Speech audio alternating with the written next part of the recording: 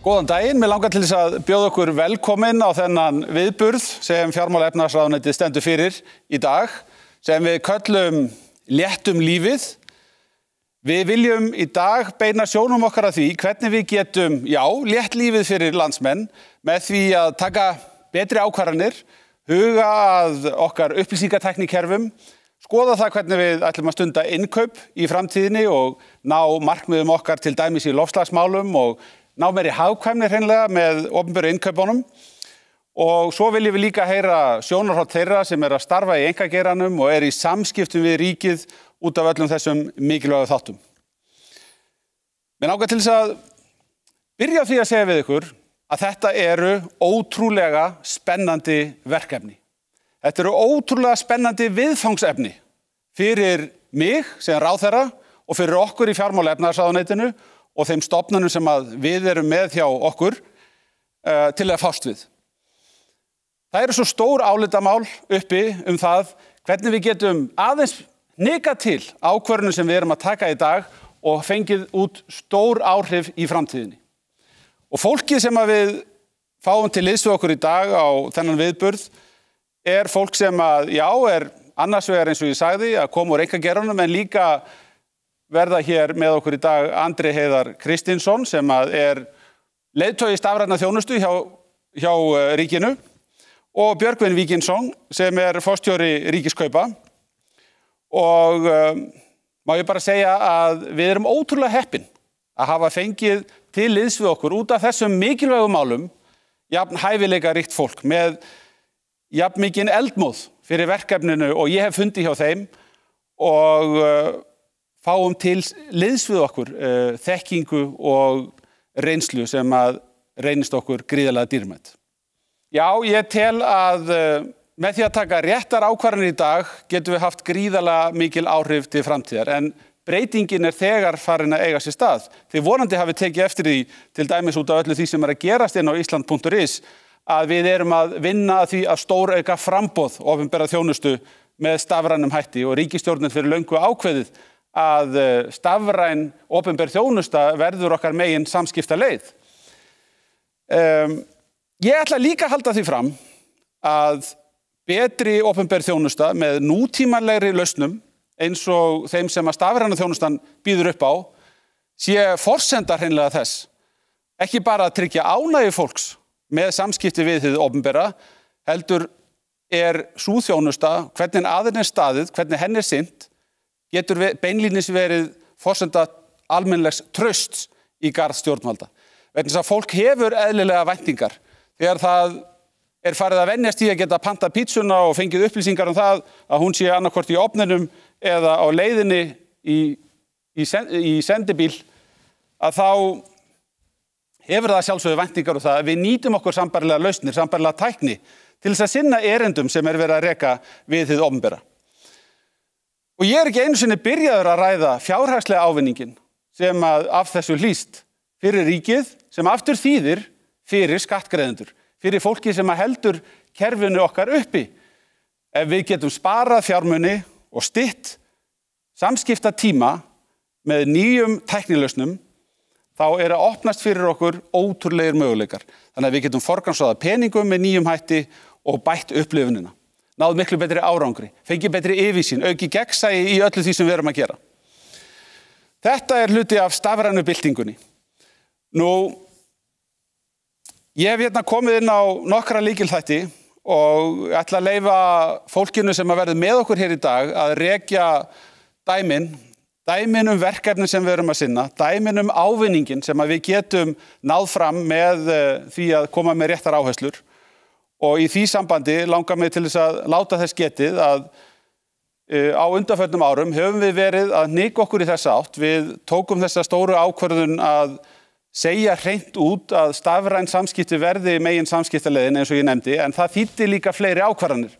Það þýddi til dæmis það að við færðum upplýsingatæknimálin. Upplýsingatæknimálin eru núna vistuð í fjármála- og efnahagsráðuneytinu og ég lagði áherslu á það vegna þess að ég hafði komið auga á hversu nátengd þau geta verið þeim þáttum sem við erum að sinna í fjármála- og efnahagsráðuneytinu, þar sem við erum að hafa yfir umsjón með því hvernig fjármagn að nýtast til þess að veita þjónustuna í gegnum allan stofnanastrúktúrinn okkar.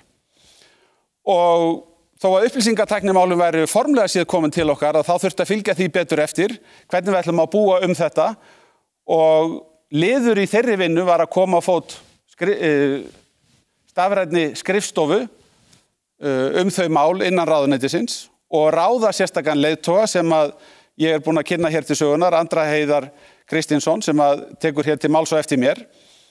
Og ég mjög stoltur af því hvernig til hefur tekist að efna til samstarfs við allt þetta fólk sem hérna út í samfélaginu með þekkinguna sem að það að færa inn í hús til okkar í stjórnarráðinu í gegnum samstarf sem að við efndum til í gegnum verkefnastofuna Stafrænt Ísland.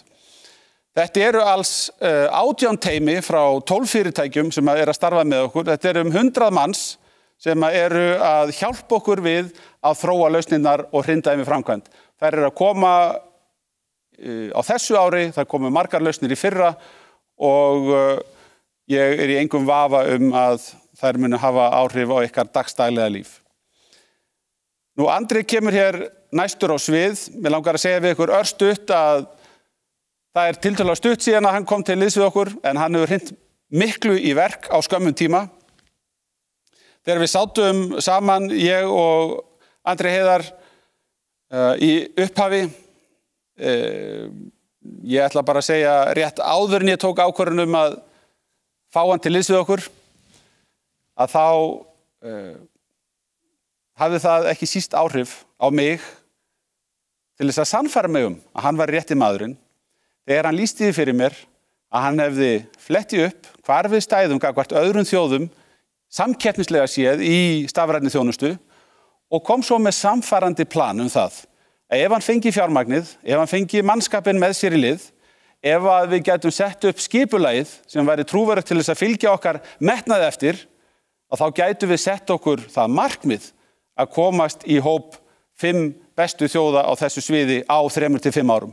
Og það ferðalagi sem við höfum lagt á stað og Andri ætlar að leiða vinnuna í gegnum verkefnastofuna.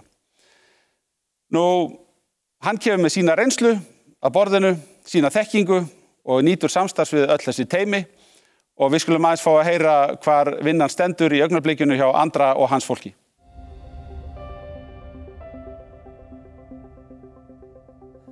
Komið sæl, frábært að vera hérna í dag með ykkur á sem stafræna viðburði. Ég ætla að segja ykkur frá því hvernig við ætlum að einfalda líf fólks með því að bæta stafræna þjónustu hins opinbera. Við þekkjum öll að vera í þeirri aðstöðu að bíða í biðröð, jafnvel fyrir utan hjá sýslumönnum, keyra með pappíra á milli stofnana eða bíða í óratíma eftir afgreiðslu hjá hinu opinbera. Við þekkjum öll þessar litlu sögur í okkar lífi. Við erum að vinna því að einfalda líf ykkar með því að breyta þessu með tækninni. Með því þá spörum við tíma okkar allra, við aukum hagræði í stjórnsýslunni og kerfinu öllu og rúsinin í pylsuendanum að þetta hefur jákvæð umhverfisáhrif. Vegna þess að við spörum pappír, við spörum sendingakostnað og kolefnisfótsporið okkar verður betra þar sem við hættum að keyra í sífellu á milli stofnana. Nú, markmiðin okkar eru 4. Við erum að vinna því að auka samkeppnishæfni Íslands, fyrirtækja og fólksins í landinu. Við erum að bæta opinbera þjónustu og eins og Bjarni nefndi hérna áðan, að þá eykur hún, góð þjónusta, hún eykur traust og tiltrú fólks á kerfinu í heild sinni. Til þess að gera þetta þurfum við öruggari innviði og við þurfum einnig að byggja upp nútímalegra starfsumhverfi fyrir fólki sem vinnur hjá ríkinu til þess að geta veitt þessa góðu þjónustu og nýta tæknina til þess að gera það vel. Ég ætla núna að segja ykkur frá örfáum dæmum og hvernig við ætlum að fara að því að bæta þjónustu hins opinbera með stafrænum lausnum. Nú, leiðarljósin aðeins til þess að segja ykkur hvað vísar okkur veginn. Það eru opin gögn, við erum að þróa opin hugbúnað í samstarfi við atvinnulífið. Nú, við flytjum gögn en ekki fólk, þannig að við viljum flytja gögnin beint á milli stofnana. Og við leggjum áherslu á notendamiðaða hönnun. Með notendameðra hönnun á ég meðal annars við lífsviðburði. Nú það þannig í dag að það eru 160 stofnanir og síðan til ofan á það bætast öll sveitarfélögin. Og ég hef sjálfur oft verið í þeirri stöðu og eflaust þið öll líka að veit ekki nákvæmlega hvert ég á að leita eftir þjónustu. En núna, með því að leggja áherslu á notendameðra hönnun og lífsviðburði, á borð við að eignast barn, að flytja, að stofna fyrirtæki, fara á eftirlaun eða í nám, eða út á vinnumarkaðinn, þá erum við að einfalda fólki lífið og hjálpa því að komast beint að efninu í gegnum Ísland.is. Nú það eru stofnanir sem veita þessa stafrænu þjónustu, en fólk getur nú gengið að því sem vísu að á einum stað geti að nálgast upplýsingar hvar það á að byrja og hvernig það á að sækja þessa stafrænu þjónustu og eiga samskipti við ríkið í gegnum stafrænar lausnir. Og það er gaman að því að við fengum viðurkenningu núna á dögunum sem besti opinberi vefurinn, en það er einungis hvatning til okkar til þess að gera enn betur því að við erum rétt að byrja. En það er margt á döfinni og ég getur talað hérna mjög lengi öllu verkefni sem í farvatninu og það er skýr stefna hvert við ætlum okkur að komast á næstu árum. Eins og Bjarni nefndi aftur að við ætlum að komast í hóp 5 fremstu þjóða í heiminum með því að veita ykkur frábæra þjónustu. Og ég ætla þá að nefna hérna örstutt nokkur dæmi verkefni sem eru komin langleiðina. Við munum kynna núna á næstu vikum og mánuðum og munum gjörbreyta, vil ég fullyrða, ykkar lífi í þessum ákveðnum verkefnum. Nú það fyrst að nefna rafrænar þinglýsingar. Við þekkjum örugglega flest að hafa keypt bíl eða hús og beðið í jafnvel vikum saman eftir að pappírum þinglýst. Núna verður það gert á sekúndum í stað vikna. Við erum sömuleiðis að loka metrónum í prófunum á stafrænni umsókn fæðingarorlof. Þannig að verðandi foreldrar geti sótt vinnuveitandi geti samþykkt og allar upplýsingar eru sóttar frá skattinum og öðrum stofnunum sem þar að lúta. Sambærilegt er umsókn sjúkratryggingu. Þegar fólk að flytja til landsins, íslenskir borgarar að koma tilbaka, þá þarf að sækja sjúkratryggingu. Það ferli er nú að loka metrónum að verða stafrænt. Við erum sömuleiðis að vinna, ég nefndi sýslumenn hérna áðan. Við erum að vinna mjög náð með sýslumönnum að því að bæta þeirra þjónustu og gera átak í þeirra stafrænum lausnum. Fjölskyldumálin eru þar efst á baugi. Nú, við viljum líka vera með ríkið hérna í símanum, í vasanum. Við erum núna að vinna að því, það var nefnt dæmi hérna Dominus appið áðan, og við erum að vinna því að nýta þessar sömu lausnir í það að þú getur verið með ríkið í vasanum, fengi skilaboðin þín þegar þú vilt, fengi allar upplýsingar á stafrænan máta. Skilavottor bifreiða er eitt dæmi, einfalt dæmi sem við kannski notum ekki oft, en þegar við skilum bílunum okkar, tökum hann á númerum og setjum hann í endurvinnslu, þetta einfalda ferli getur sparað 10 til 12.000 ferðir fólks í samgöngustofu með pappíra. Og það eru fjölmörg svona dæmi. Síðast en ekki síst, stafrænt pósthólf, það er okkar vegferð. Við ætlum að eyða út pappír hjá hinu opinbera. Við eigum öll, ef við þess kjósum, að geta fengið öll okkar mál afgreitt á netinu í gegnum stafræna pósthólfið og aðra lausnir. Að lokum, eins og þið sjáið, þetta er vegferð sem mun taka ekki mánuði, heldur nokkur ár. Við erum á hraðri leið. Við ætlum okkur að einfalda líf fólks, hjálpa ykkur að komast beint að efninu, afgreiða, þannig að þið geti afgreitt ykkur í sjálfsafgreiðslu og þannig einföldum við líf okkar allra og náum betri árangri. Takk fyrir í dag. Beint að efninu. Vantar þig sakavottorð, ertu að flytja lögheimilið þitt, sækjum fæðingarorlof eða þarft að framlengja lífsseðil? Vissir þú að það er til staður þar sem getur nálgast alla þessa þjónustu? Já, og sömuleiðis upplýsingar fasteignaðina, námið, heilsufarið og skattinn. Sóttum alls konar leyfi, skilríki, vottorð og lífsseðla, allt á einum stað. Það þarf nefnilega ekki að vera flókið. Þú ferð bara inn á Ísland.is. Nýtt og endurbætt Ísland.is er vettvangur fyrir alla opinbera þjónustu. Öruggt og aðgengilegt svæði þar sem þú getur nálgast öll þín gögn og gengið frá þínum málum hjá hinu opinbera. Og þetta er bara byrjunin. Svona virkar Ísland.is. Þú færð yfirlit yfir alla þjónustu hins opinbera á einum stað, óháð stofnun. Þú getur gengið frá þínum samskiptum við ríki og stofnanir í sjálfsafgreiðslu. Þú getur nálgast allar þínar upplýsingar, gögn og stöðu umsókna. Þannig takmörkum við pappírsnotkun, umsýslu, ferðir milli ólíkra stofnana og óþarfa flækjustig. Þetta á ekki bara við einstaklinga. Ísland.is stórbætir aðgengi fyrirtækja að allri opinberri umsýslu. Hægt að stofna fyrirtæki algjörlega rafrænt og sækja inn ýmsu leyfi hjá ólíkum stofnunum. Þetta gerist auðvitað ekki allt í einu. Smá saman bætum við þjónustuna og aukum upplýsingaflæðið með góðri samvinnu. Straumur upplýsinga frá opinberum stofnunum og ráðuneytum tryggir að öll gögn séu uppfærð, samræmd og örugg. Þannig geta stofnanir unnið saman í stað þess að senda fólk erindisleysu með endalausar umsóknir milli mismunandi bæjarfélaga. Þannig verðum við öll á sömu síðu og komumst á einfaldan og öruggan hátt beint að efninu. Ísland.is.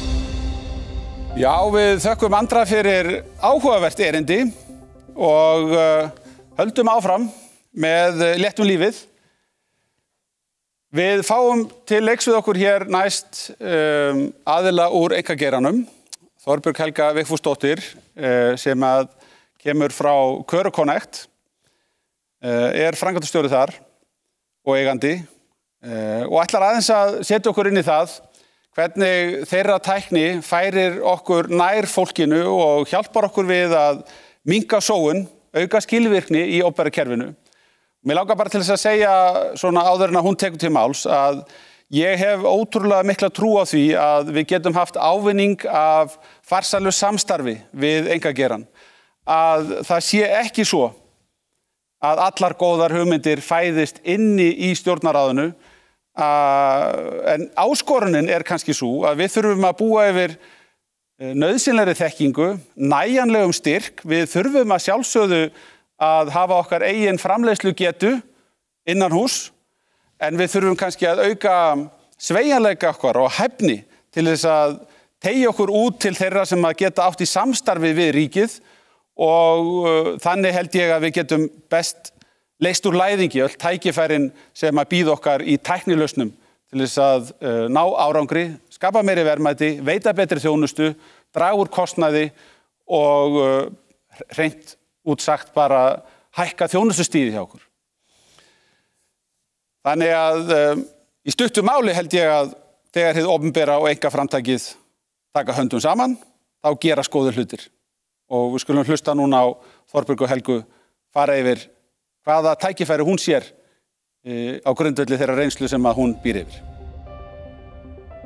Íslendingar eru sammála að velferðarkerfið okkar að vera aðgengilegt og lipurt öryggisnet fyrir alla þá sem þurfa á hjálp eða stuðningi að halda. Velferðarkerfi eiga það hins vegar til að verða of stór og of flókin til að eiginlega bara virka vel. Með stafrænni byltingu má einfalda og straumlínulaga svona kerfi og talsvert bæta þau. Hugmyndafræðin stafræna byltingu gengur hins vegar talsvert lengra en það sem við höfum séð stafræna breytingu sem að breyta pappírsformum yfir í stafrænt umsóknarkerfi. Mörg dæmi í kringum okkur sem að endurspegla þessa byltingu sem ég að vísa í. Til dæmis sala á tónlist.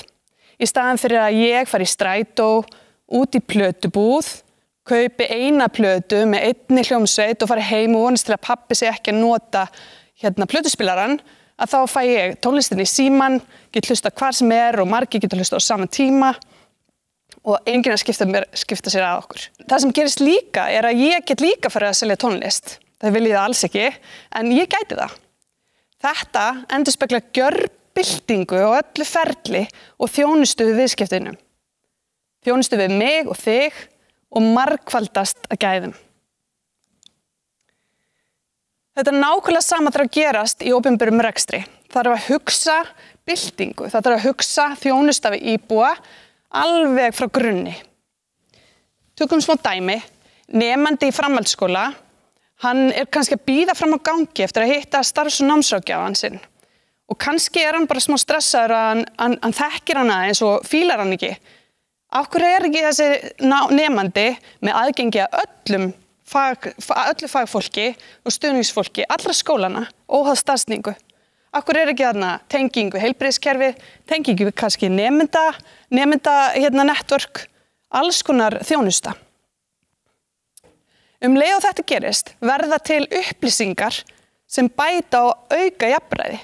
Menntamálaráðuneytið í þessu tilfelli gæti þá séð hvort að það þurfi aukna geðheilbrigðisþjónustu á Vesturlandi eða í menntaskólanum á Egilsstöðum, gæti líka séð hvort að verkefni sem þeir eru búin að setja í gang varðandi starfsráðgjöf sé að verða veruleika.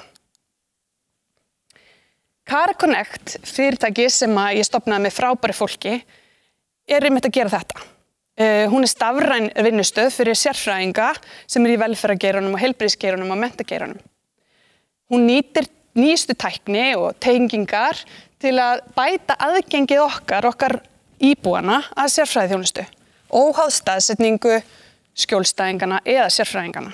Cara tryggir öryggi viðkvæmra persónuupplýsinga, þetta allt viðkvæmar upplýsingar, vinnur þvert á kerfi og birtir svo tölfræðilegar upplýsingar sem gagnast þessum stjórnendum til að bæta meðferðina eða hagræða. Markmiðið okkar að bæta árangur og gæði fyrir íbúa en leið bæta afköst og upplýsingar til að breyta og bæta enn betur og gera betur. Tökum dæmi, áðurnefnt dæmi aðgengi framhaldsskólanema á fullri ferð með menntamálaráðuneytinu.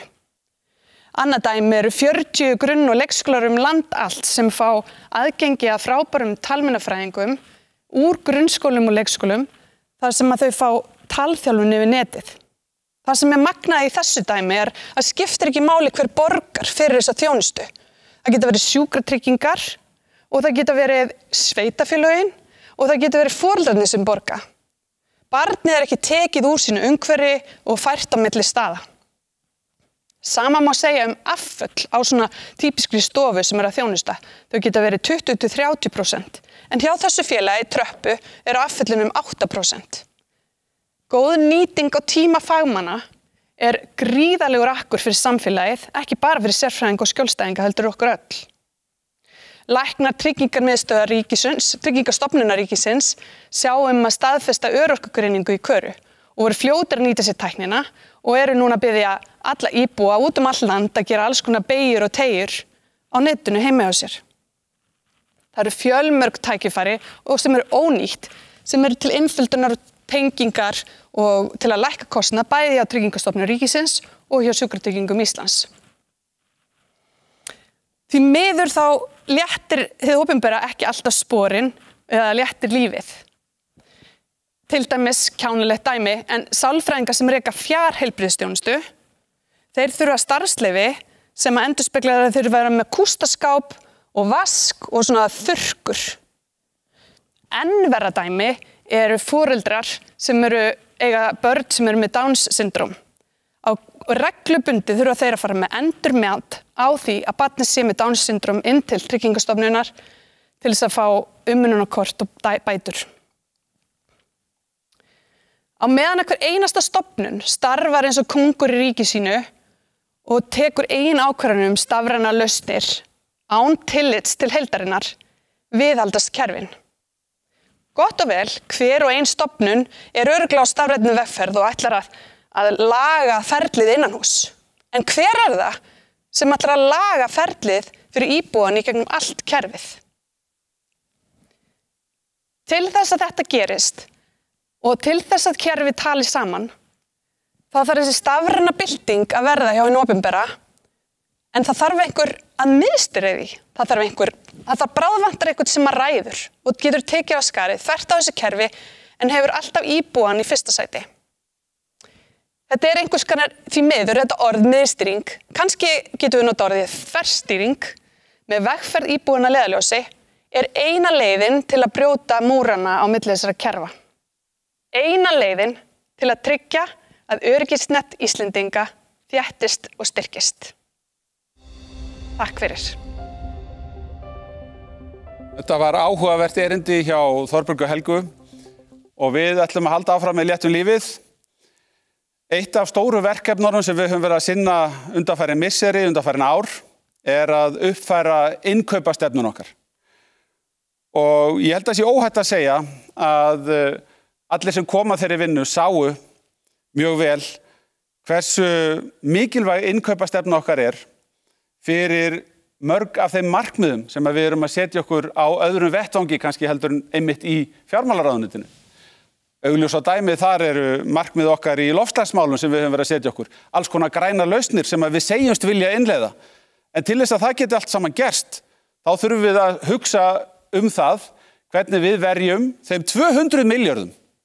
Já, ég sagði 200 milljörðum sem við verjum á hverju ári í innkaupamál. Augljóslega hlýtur það að skipta öllu máli, hvernig ríkið ver þeim fjármunum, hvernig ríkið hefur hugsað það að ráðstöfun slíkra fjárhæða samræmist öðrum markmiðum sem við höfum á sama tíma sett okkur. Þannig að opinber innkaup eru risamál og í dag ætlum við að kynna nýja stefnu, sjálfbærari og hagkvæmari innkaup. Af þessum tölum má auðvitað sjá að hlutfallslega litlar breytingar í kostnaði ríkisins við innkaup geta hlaupið á milljörðum og það einmitt milljarðar sem við teljum að breytt verklag hafi skilað okkur og þar með talið þá leið skattgreiðendum á undanförnum árum. Við sáum svo víða þegar við fórum í vöruinnkaupin auðveldar leiðir til ávinnings og við höfum þegar farið í breytingar sem að hafa skilað miklum sparnaði. Ekki á kostnað neinna sérstakra innlendra aðila, heldur einfallega að nýta kaupmátt ríkisins í innkaupamálum til þess að fá meira fyrir minna. Nú, ég geti rakið hérna langt ferli sem hefur staðið yfir á þeim tíma sem ég hef verið þáttakandi í stjórnmálum, allt frá því við vorum með samráðsvettvang aukna hagsæld sem að benda marga þætti sem að mætti gera betur, yfir í þessa vinnu sem að núna að skila af sér þessari afurð, nýrri innkaupastefnu. En ég held að fari langt best á því að Björgvin Víkingsson rekið þetta og Björgvin Víkingsson einmitt alveg eins og Andri Heiðar, dæmi einstakling sem tiltölulega nýlega komin til liðs við okkur hjá ríkinu sem nýr forstjóri mikilvægrar stofnunar sem hefur með þessi stóru mál að gera og kemur með þekkingu, kemur með reynslu, kemur með ástríðuna fyrir því að gera betur og sér tækifærin og sannfærði mig það að hann hefði metnað til þess að gera þetta vel þannig að við sem þjóð værum þannig að standa að þessum málum að við getum verið stolt af því, að við getum fengið hámarks árangur út úr því. Og við eigum alltaf að hugsa svona, við eigum alltaf að segja við okkur sjálf, það engin ástæða fyrir okkur að gera hlutina með eitthvað lakari hætti heldur en hver annar sem hvaða þjóð önnur sem Við erum að skapa verðmæti sem að jafnast á við það mesta sem gerist í heiminum, við erum velmenntuð þjóð, við erum ekkert allt of flókið stjórnkerfi þrátt fyrir allt, við erum ekki svo mörg, og við eigum einfallega að setja okkur markmið og hafa metnað til þess að gera hlutina eins vel og hægt og þetta þá nýjasta uppfærslan okkar á því hvernig við ætlum að stunda innkaup og ég held að Björgvin sé bara besti maðurinn sem við gátum mögulega fengið í það verkefni og ætlar að kynna nýju stefnun okkar sem við erum mjög stolt af hér á eftir mér. Takk fyrir kærlega. Það mér sönn ánægja að vera hérna í dag og að sjálfsögðu tala málefni málana, en það eru opinber innkaup og hvernig nýja innkaupastefna ríkisins, hvernig hún og ríkiskaup ná að samtvinna til þess að ná fram sýnilegum árangri. Hvernig ætlum við að ná þessum árangri sem Bjarni að tala hérna.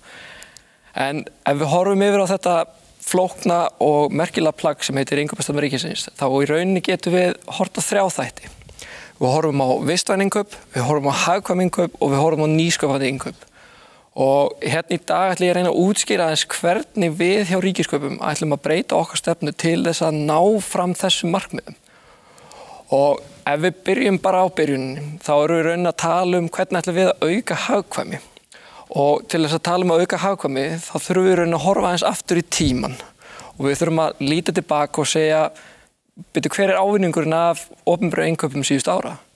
Og það virkilega gaman að deila með ykkur að við höfum verið að spara 90 milljón krónur í bleium á ári En á sama tíma höfum við verið að taka 70 milljón krónur í rafmagn fyrir ríkið. Og við getum haldið áfram og talað 40% sparnað í tölvum. En við getum talað líka það að Ríkiskaup að versla hafrannsóknarskip. Og þið getur ímyndað ykkur hvað gríðarlega mikill munur á að versla bleiur eða hafrannsóknarskip. Þannig að þetta verkefni, þau vera sífellt meira krefjandi og við hjá Ríkiskaupum erum búin að heita okkur það að við ætlum að ná enn meira árangri heldur en við höfum gert hingað til. Og til þess að komast þangað, þá ætlum við að fara að endurskipuleggja okkur sem í rauninni rekstrar ráðgjafi.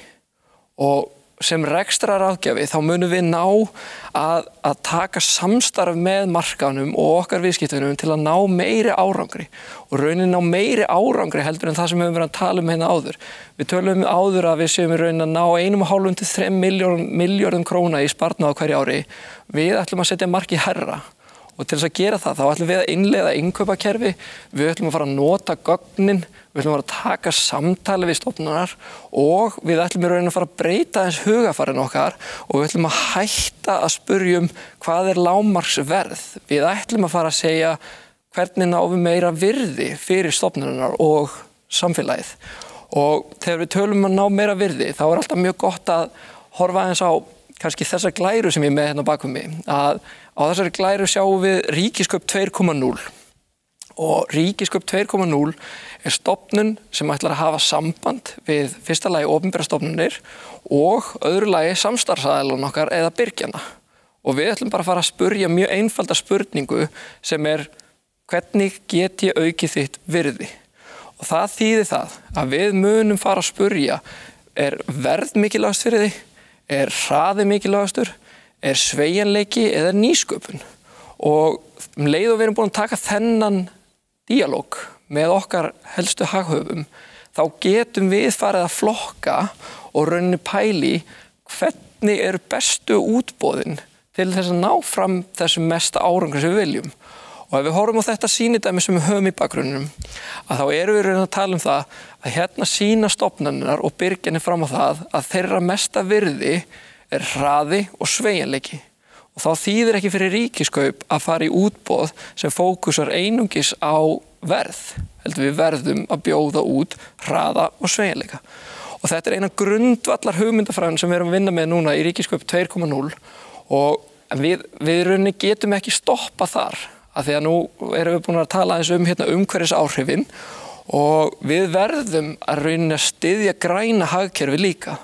Og ef við horfum á hvernig ætlum við að gera það, að þá höfum við síðustu árin verið að styðja græna hagkerfi með því að setja umhverfisskilyrði inn í alla okkar rammasamninga sem hafa möguleika á að hafa umhverfisskilyrði. En við verðum að ganga skrefinir lengra. Við verðum núna að gera sjálfbær innkaup eftirsóknarverð. Og til þess að gera þau eftirsóknarverð, þá verðum við að reikna út vistfyrirliskostnaðinn.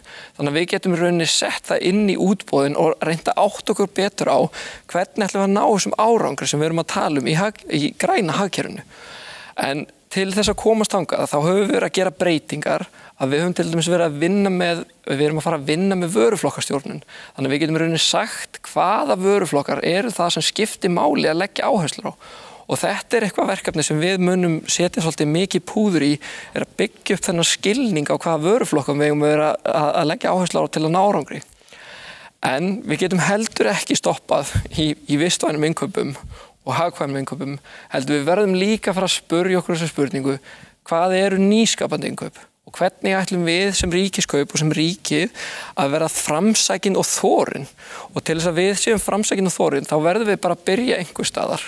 Og við ætlum að byrja hjá Ríkiskaupum að búa til nýsköpuna vettvang sem tekur á móti samtalinu milli Ríkiskaupa, milli opinberra aðila og milli sprota og fyrirtæki. Þannig að við ætlum að opna á það að sprotar geta farið að koma og leggja upp hugmyndir sem að ríkirauninni tekur að sér í kringum innkaupaverkefni.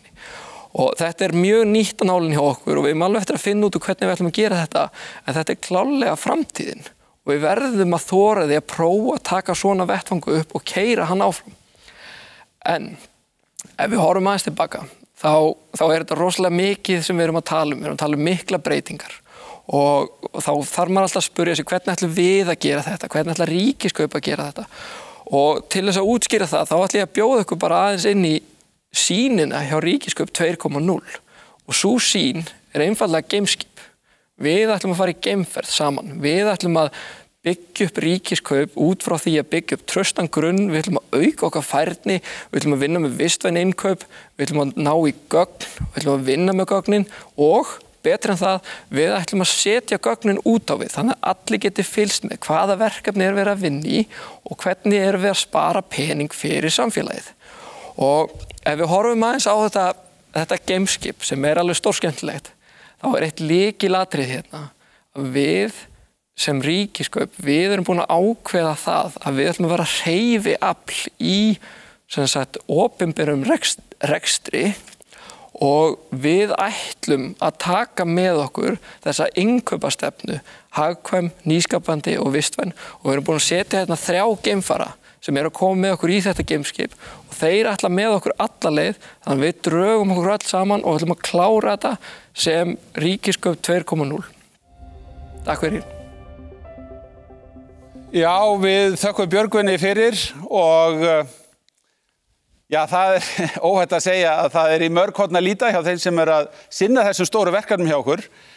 Þetta voru dæmi nokkur af þeim stóru verkefnum og við erum hvergi af baki dottinn, við ætlum að gefa í núna. Við erum mjög einbeitt í því að létta fólki lífið. Það það sem að við getum sagt að þetta sjóði sig allt niður á endanum.